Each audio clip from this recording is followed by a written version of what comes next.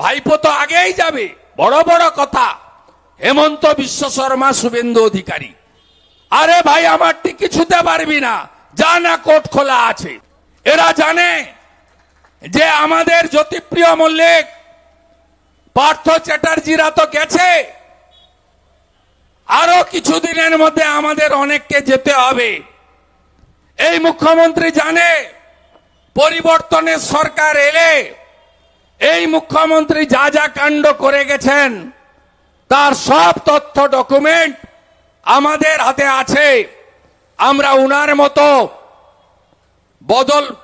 বদলা নয় বদল চাই বলছি না, আমরা মানুষের মনোভাবকে সম্মান দিয়ে বলছি বদলও হবে, বদলাও হবে, এবং সেই বদলাটা আইনের মধ্যে হবে। হাতে কেউ বদলা নেবে না, এবং সেটা যদি হয় এই সব অংশ এই মুখ্যমন্ত্রী জেলে থাকবেন অনেক দিন। সঙ্গে ভাইপো তো আগেই যাবে, বড় বড় কথা। হেমন্ত বিশ্ব শর্মা, শুভেন্দু অধিকারী, আরে ভাই আমার টিকিট ছুতে পারবি না, যা না কোর্ট খোলা আছে। ওই বিয়াদব ডায়মন্ড হারবারে চুরি করে যেতা, ওর দুটো প্রপার্টি ইডি অ্যাটাচ করেছে 8,15,00,000 টাকার।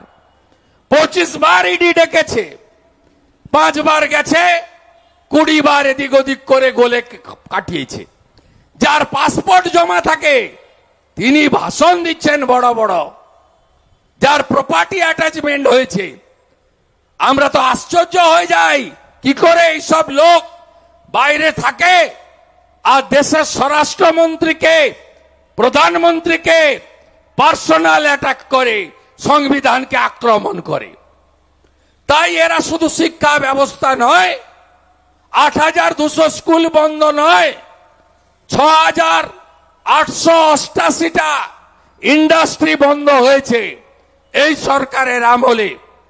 টাটাকে তাড়ানো থেকে শুরু করে আপনি সর্বত্র দেখবেন সব ইন্ডাস্ট্রি বন্ধ।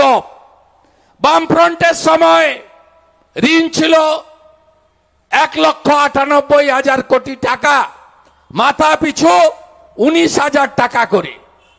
এই মুখ্যমন্ত্রী মমতা ব্যানার্জির আমলে ঋণ হয়েছে 7 লক্ষ কোটি টাকা, মাথা পিছু 70,000 করে টাকা ঋণ হয়েছে পশ্চিমবঙ্গের জনগণের। পশ্চিমবঙ্গে নথিভুক্ত বেকার হয়েছে শিক্ষিত 2,15,00,000। পরিযায়ী শ্রমিক, শুধু পরিযায়ী শ্রমিক নয়, যত মেধাযুক্ত কম্পিউটার ইঞ্জিনিয়ার থেকে ভালো MBBS থেকে কেউ নেই বাংলায়। পাশেই ভুবনেশ্বর, হায়দ্রাবাদ, পুনে, নাগপুর, তারপরে তো বিদেশ আছে, গোটা বিদেশে চলে যাচ্ছে, কাউকে আপনি পাবেন না। একটার পর একটা সেক্টর যদি বলা যায় ধ্বংস করেছে বাংলাকে। 14 বছর 4 মাস নো ডিপ সি পোর্ট, একটাও পোর্ট করতে পারেনি। ভোট এলেই বলে তাজপুরে পোর্ট হবে, আগে বলতো কুলপিতে পোর্ট হবে, সাগরে পোর্ট হবে, একটাও পোর্ট করতে পারেনি। গুজরাট আর উড়িষ্যায় যান, দেখবেন ছোট ছোট 100টা করে ডিপ সি পোর্ট বানিয়েছে। গঙ্গাতে এত জল কোথাও পাবেন না। আমাদের এই গঙ্গার পাশে ছোট ছোট পোর্ট বানানোর জন্য যে পরিকল্পনা ভারত সরকার, হলদিয়া থেকে বেনারস পর্যন্ত, কাশী পর্যন্ত 1500 কিলোমিটার যে প্রকল্প, কোথাও কিছু করতে পারেনি। আপনারা দেখবেন, আপনারা বলুন এয়ারপোর্টের কথা, একটা নতুন এয়ারপোর্ট হয়েছে, একটাও 14 বছর 4 মাসে একটাও নতুন এয়ারপোর্ট হয়নি। পাশে ছোট্ট রাজ্য উড়িষ্যা, ওখানে যান 20টা এয়ারপোর্ট পাবেন। আমি ঝাড়খণ্ডে দেখে এসেছি, ধানবাদ থেকে, রাঁচি থেকে, জামশেদপুর থেকে অসংখ্য ছোট ছোট এয়ারপোর্ট, ইন্ডাস্ট্রিয়াল এয়ারপোর্ট রাজ্য সরকার, কেন্দ্র সরকার, ইন্ডাস্ট্রি সবাই বানিয়েছে। এখানে হাসিমারাতে মাত্র 37 একর জমি চাইল ভারত সরকার, আর্মি এনওসি দিয়ে দিল। হাসিমারা এয়ারপোর্টে ডোমেস্টিক এয়ারপোর্ট চালু করবে, দেবে না জমি। কলাইকুণ্ডা 25 একর জমি চাইল, দেবে না। এয়ারফোর্স এনওসি দিয়েছিল ডোমেস্টিক এয়ারপোর্টের জন্য, জমি দেবে না। জ্যোতিরাদিত্য সিন্ধিয়া মন্ত্রী ছিল, আমার কাছে ডকুমেন্ট, ভাঙড়ে এয়ারপোর্টের জায়গায় এয়ারমার্ক করলো, ইনি লিখে দিলেন নো ল্যান্ড, জায়গা আমি দেব না। আপনারা জানেন বন্ধু, কলকাতা এয়ারপোর্টে কটা মাত্র রানওয়ে? এত বড় ইন্টারন্যাশনাল এয়ারপোর্ট, মাত্র একটা রানওয়ে। কেন্দ্রীয় সরকার টাকা দিয়েছে। আন্ডার 17 যখন হয় যুব ভারতী ক্রীড়াঙ্গনে, তখন এয়ারপোর্টকে নতুন করে সাজিয়ে দিয়েছিলেন নরেন্দ্র মোদীজির সরকার।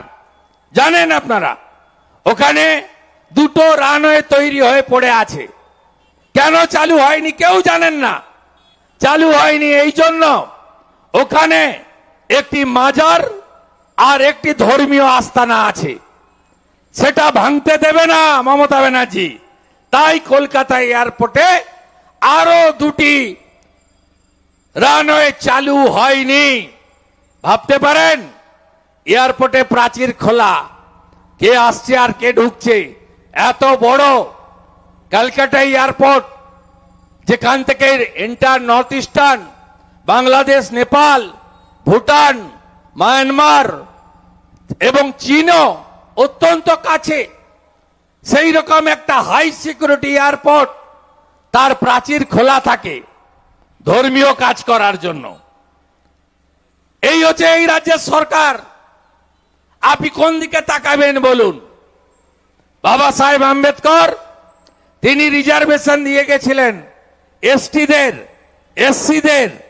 পরবর্তীকালে বিশ্বনাথ প্রতাপ সিং, লালকৃষ্ণ আদবানির লড়াই, মন্ডল কমিশন, ওবিসি রিজার্ভেশন।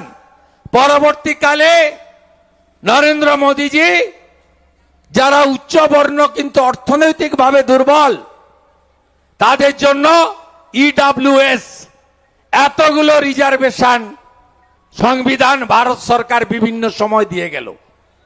গত 14 বছর 4 মাসে মোট 6 লক্ষ পার্মানেন্ট সরকারি পোস্ট এই অমিত মিত্র যখন অর্থমন্ত্রী ছিল এখনো ছড়ি ঘুরায়, হাতি পুষছেন। মুখ্যমন্ত্রীর ফাইন্যান্সিয়াল অ্যাডভাইসার অনেকগুলোই আছে। ডবল ডবল চাকরি আপনাদের হয় না, আপনার বাড়ির ছেলে মেয়ে পায় না। 26,000 গেছে, 32,000 যাওয়ার পথে ডবল ডবল চাকরি কারা পায়? হরিকৃষ্ণ দ্বিবেদী পায়। রিটায়ার করার পরে মুখ্যমন্ত্রীর অ্যাডভাইসার হয়, হিটকোর ভাইস চেয়ারম্যান না চেয়ারম্যান হয়। আলাপন ব্যানার্জিও পায়, মুখ্যমন্ত্রীর অ্যাডভাইসার হয়, ক্যাবিনেট মর্যাদার সঙ্গে আরো 3টে দপ্তর পায়। এরা কেউ রিটায়ার করে না। আর মুখ্যমন্ত্রী ভোটের সময় 21-এর আগে বলেছিলেন ডবল ডবল চাকরি হবে। 6 লক্ষ পার্মানেন্ট পোস্ট অ্যাবলিশ করে 60,000 কন্ট্রাকচুয়াল নিয়েছে। কোন অফিসে গেলে আপনি পার্মানেন্ট স্টাফ পাবেন না। কন্ট্রাকচুয়াল 4,000 টাকা থেকে 12-14,000 টাকা পর্যন্ত বেতন। এবং এর ফলে schedule tribe 6%, schedule caste 22%, OBC 17%, EWS 10%।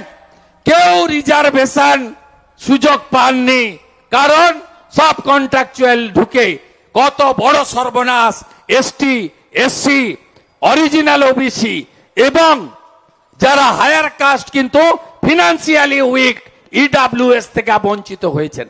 সরকারকে রাখবেন আপনি, তুলে ফেলবেন না।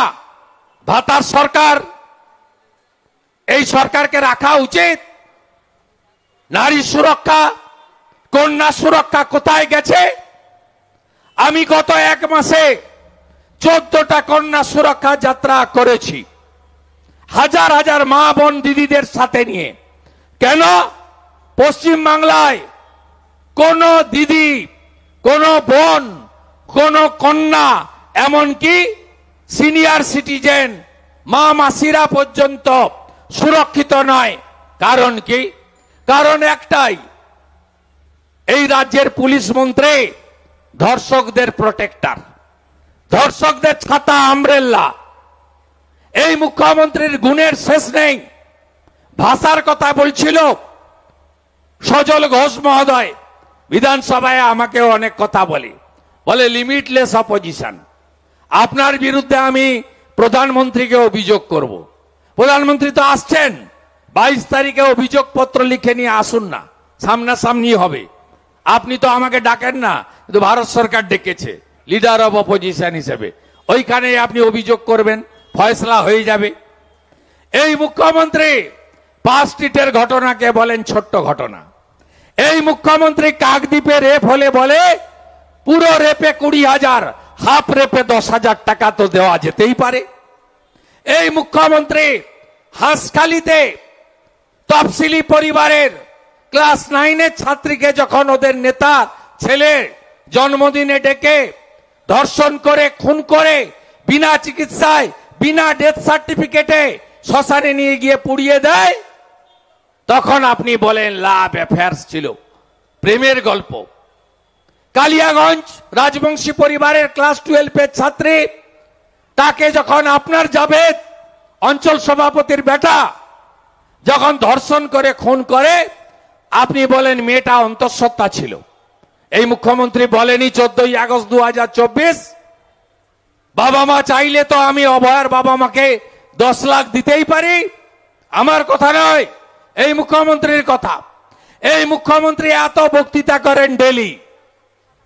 এই মুখ্যমন্ত্রী কখনো কসবা ল কলেজের ছাত্রীটার সম্পর্কে একটাও শব্দ বাক্য প্রয়োগ করেন না কেন? এই মুখ্যমন্ত্রী 3 নম্বর সিরিয়ালে ছিল পানিহাটি ইলেকট্রিক চুল্লিতে সোমনাথ।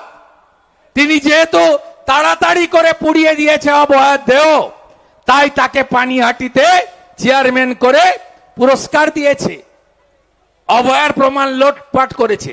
14ই আগস্ট মাঝরাতে বিশেষ সম্প্রদায়ের বিশেষ লোকেদের এনে গাড়ি ভর্তি করে কামারহাটি থেকে বেলগাছিয়া থেকে ছোট ছোট ট্রাক ভর্তি করে অতীন ঘোষ আরজিকর ভেঙে দেয়নি প্রমাণ লোপাটের জন্য। আপনারা তো সাক্ষী উত্তর কলকাতার মানুষ। আরো ভালো ভালো খবর দেখতে সাবস্ক্রাইব করুন বাংলা হান্টের ইউটিউব চ্যানেল। বাংলা হান্টের আরো খবর দেখতে নজর রাখুন। বাংলা খবর মানেই বাংলা হান্ট।